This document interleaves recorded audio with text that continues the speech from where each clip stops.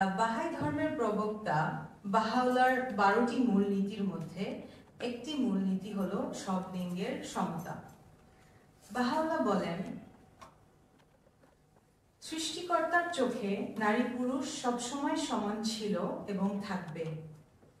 নারী পুরুষের সমতার আলোচনায় মানুষ অনেক সময় জেন্ডার এবং সেক্সের তফাৎটা উপেক্ষা করে বসে।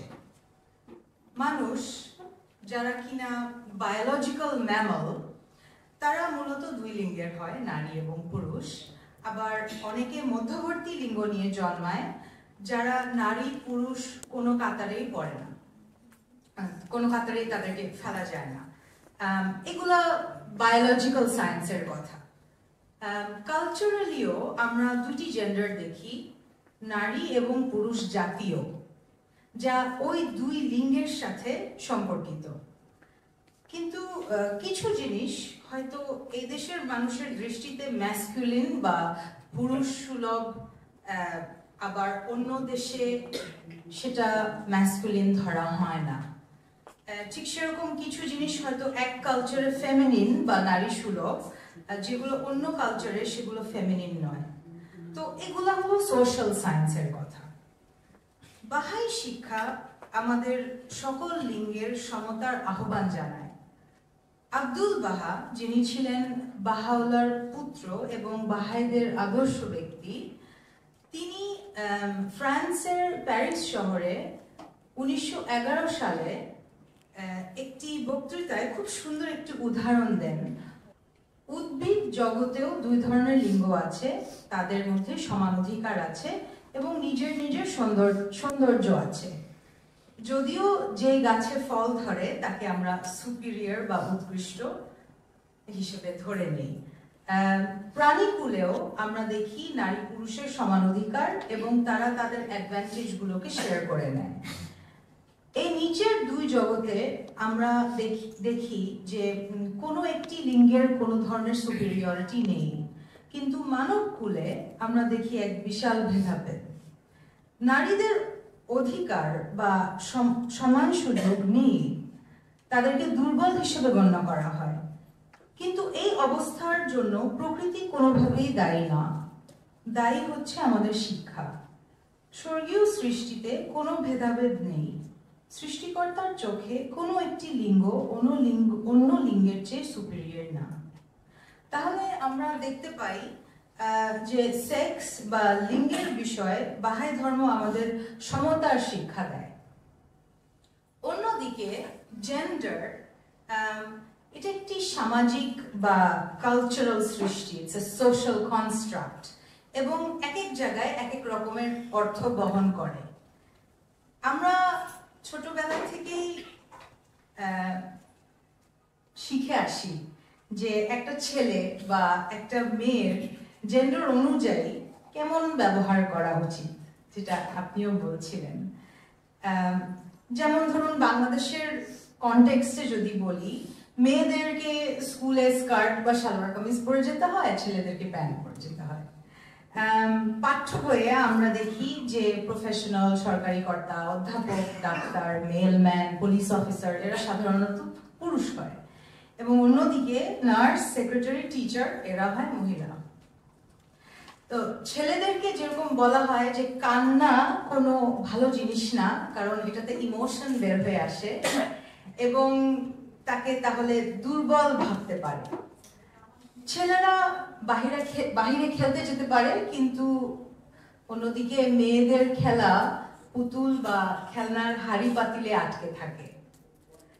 ছেলেরা নানা ধরনের ক্যারিয়ার তৈরি করার জন্য পড়ালেখা করতে পারে, সুযোগ নিতে পারে, কিন্তু মেয়েদের তাতে খুব একটা বেশি উৎসাহ দেওয়া হয় না। যদি তারা করতে চায়ও, তাদের সুপার হিউম্যান হতে হয়। সোশ্যাল সাইকোলজিস্টরা অনেক সময় ধরে গবেষণা করে পুরুষদের কিছু বৈশিষ্ট্যর একটি ক্যাটালগ বানিয়েছে। সেই বৈশিষ্ট্যগুলো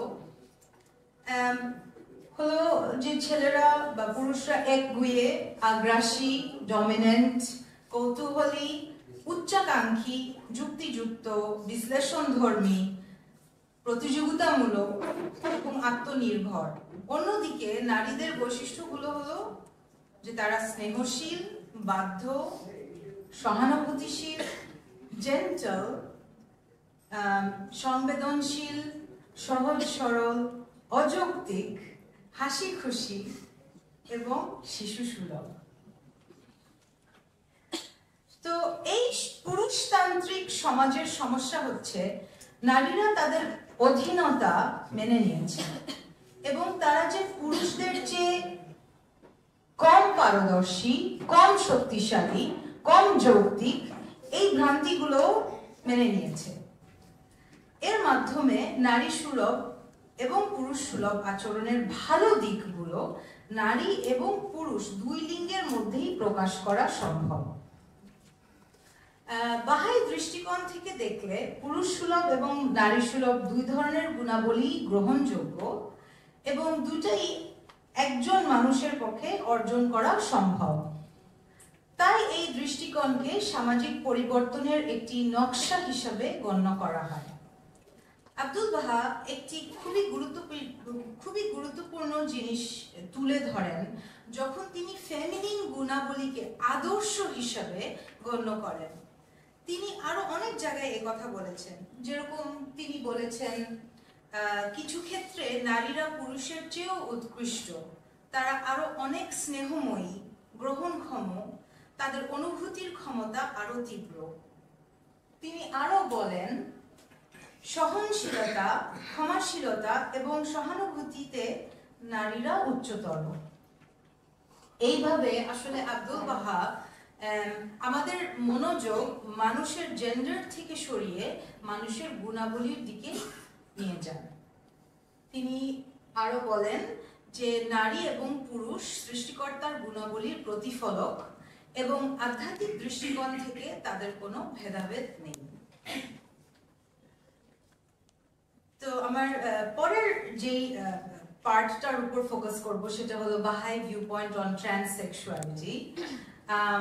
আসলে আমরা সাম্প্রতিক সময় সোশ্যাল মিডিয়াতে একটি ডিবেট দেখতে পেয়েছি, যার শুরু হয় একটি ইউনিভার্সিটির শিক্ষক যখন স্টেজে উঠে ক্লাস 7-এর সোশ্যাল সায়েন্স বই থেকে দুটি পৃষ্ঠা ছিঁড়ে ফেলেন এবং ওই দুই পাতা একজন ট্রান্সজেন্ডার ব্যক্তির একটা গল্প ছিল। সেই শিক্ষকের মতে ট্রান্সজেন্ডার হওয়া একটি মানসিক রোগ এবং শিশুদের বা বাচ্চাদের এদের ব্যাপারে শিখালে সেই বাচ্চারা মোরালি করাপ্ট হয়ে যাবে। তো আসলে তিনি বিজ্ঞান মোতাবেক ভুল এবং শুধু তাই না, একটি মাইনরিটি গ্রুপকেও তিনি হুমকির মুখে ঠেলে দিয়েছেন। বাহাইরা নারী, পুরুষ, তৃতীয় লিঙ্গ কেউ যদি মেডিকেলি তার লিঙ্গ পরিবর্তন করে এমন কারো মধ্যেই কোনো ভেদাভেদ করে না। ইউনিভার্সাল হাউস অফ জাস্টিস বা সার্বজনীন বিচারালয়, যা কিনা 9 জন নির্বাচিত আন্তর্জাতিক সদস্যর একটি বাহাই গভর্নিং অ্যাডমিনিস্ট্রেটিভ বডি, এই বিষয়ে আমাদের বলে যে লিঙ্গ পরিবর্তন বর্তমান সময়ে একটি মেডিকেল কোয়েশ্চেন, যার উপদেশ বা নির্দেশনা বিশেষজ্ঞরাই দিতে পারবেন। তো এই কথায় আসলে আমরা দেখতে পাই যে বাহাই ফেইথের যে 12টি মূলনীতি আছে তাদের একটির সাথে সামঞ্জস্যপূর্ণ, যেটা হলো বিজ্ঞান এবং ধর্ম পরিপূরকভাবে চলবে। Science and religion must go hand in hand. সার্বজনীন বিচারালয় আরো বলেন, কেউ যখন তার লিঙ্গ পরিবর্তন প্রক্রিয়া সম্পূর্ণ করেছেন, সকল সংস্থা এবং সমাজ তার সাথে ওই নতুন পরিচয় অনুযায়ী আচরণ করবে।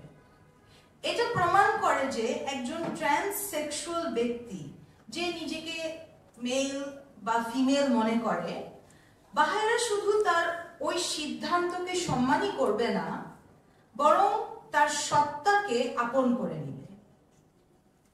আব্দুল বাহা আমাদের বলেছেন, শুধু কথায় ভালোবাসা দেখালে হবে না, আমাদের জীবনে যারাই আসবে তাদের জন্য যেন আমাদের হৃদয় ভালোবাসায় আলোকিত হয়।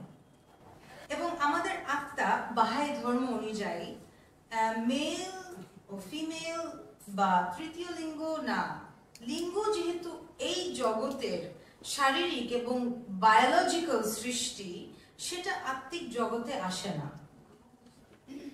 আব্দুল বাহা বলেছেন যে লিঙ্গের সমতা আসলে যুদ্ধ বিগ্রহ থেমে যাবে এবং নিশ্চয়ই যুদ্ধ থামা শান্তি এবং একতার প্রতীক। সো এখানে বেসিক্যালি আব্দুল বাহা বলছেন যে বাহাউলার প্রকাশ করা এই ধর্মের একটি মূল নীতি হচ্ছে পুরুষ যে শিক্ষা এবং সুযোগ পায় তার সবই নারীদেরও পেতে হবে। তাদের শিক্ষায় কোনো তফাৎ থাকবে না, যেন নারীরা সমাজ ও অর্থনৈতিক সমীকরণে পুরুষদের সমান ক্ষমতা এবং মর্যাদা অর্জন করতে পারে। আব্দুল বাহা রাজনৈতিক স্তরে নারীদের অবস্থান নিয়ে বলেন, পুরুষদের চেয়ে নারীদের মোরাল সাহস বেশি, জাতির বিপদ এবং বিপর্যয় সামাল দেওয়ার কিছু বিশেষ গুণাবলীও তাদের মধ্যে আমরা দেখতে পাই।